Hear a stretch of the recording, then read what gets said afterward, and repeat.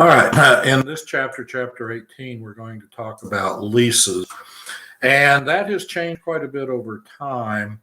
And matter of fact, it is still changing as we talk. The most recent change has to do with how we treat operating leases. And so this is going to be an important chapter. There are basically four things that you need to learn as we go through this chapter. The first one is really a revenue recognition issue that we studied back in intermediate one, and that is we have to segregate the different performance obligations for leases. So in some cases there will be a lease of equipment, and then there will be an ongoing maintenance agreement, and we have to be able to separate those two sorts of things. Like my go-to thing on this is because it's something we're all familiar with, is like cell phone plans.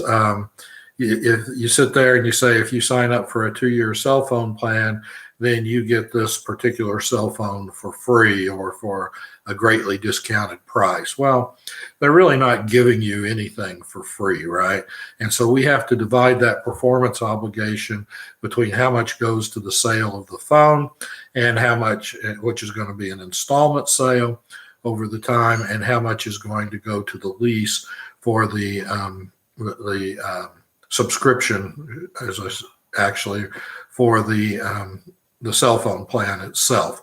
And so those are two different performance obligations, and we have to recognize the revenue for each of those performance obligations. Well, the same holds true with leases.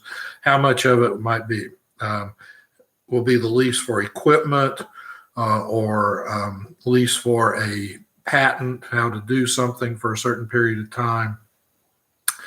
And then how much is for consulting, for maintenance, for other things that may go with it. So that's the first thing we have to deal with, is the division of the performance obligations.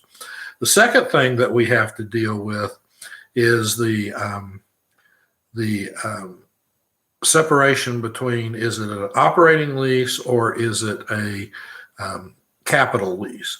Now, the idea behind a capital lease, if you haven't heard this before, is that in a capital lease, we're really not leasing, we're really buying it, but we're putting it in legal terms as if it were a lease instead of a purchase. And this all came about from the 1970s and 80s, and people were going around, basically it's when I was sitting where you're sitting now, and people were going around and talking about off-balance sheet financing.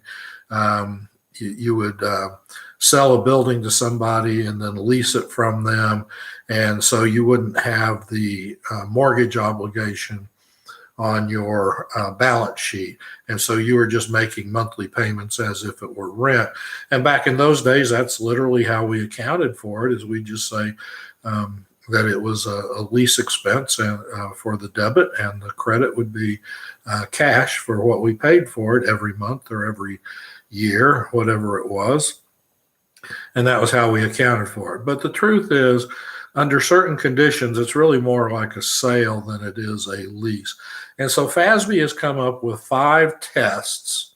Originally, it was 4 tests, and then within the last 2 years, they've added a 5th test to this. And if it meets any one of these 4 conditions, then it is considered a capital lease. Okay, so the first condition is, does the title transfer at the end of the lease? So this would be your typical rent to own.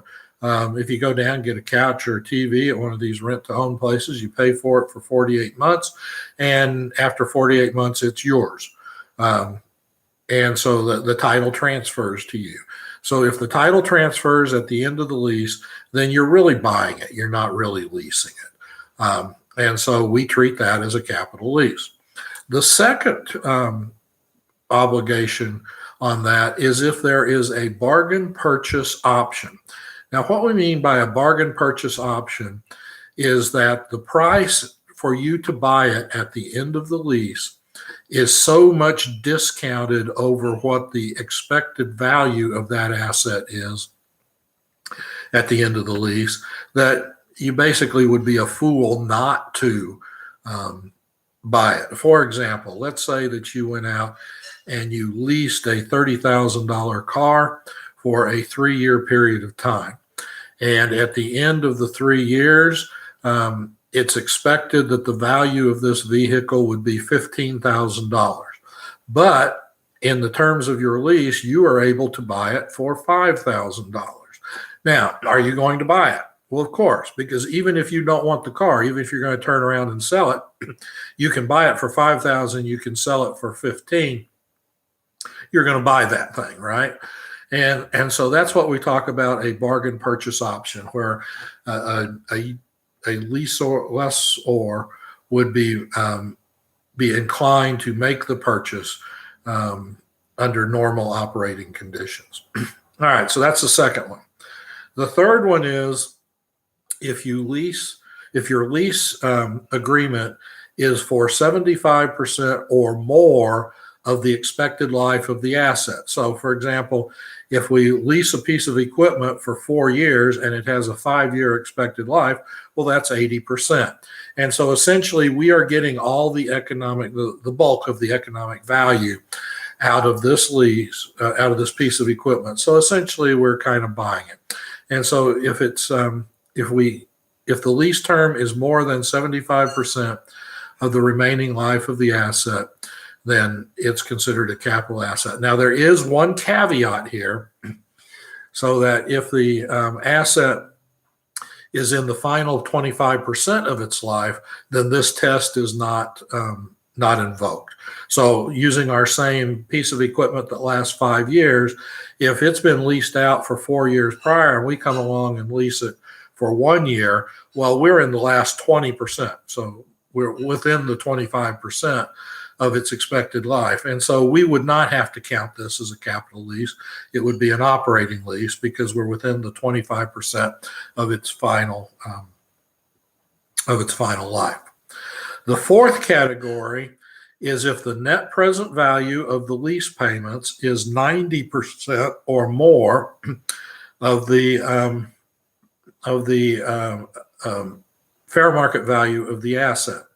And so to do this, we're going to have to use our time value of money tables and make sure that that we actually can capture what the net present value of the lease payments is. So you will be given an interest rate. Somehow or another, it will talk about the implicit interest rate in a lease, or it will talk about the company's weighted cost of capital. And so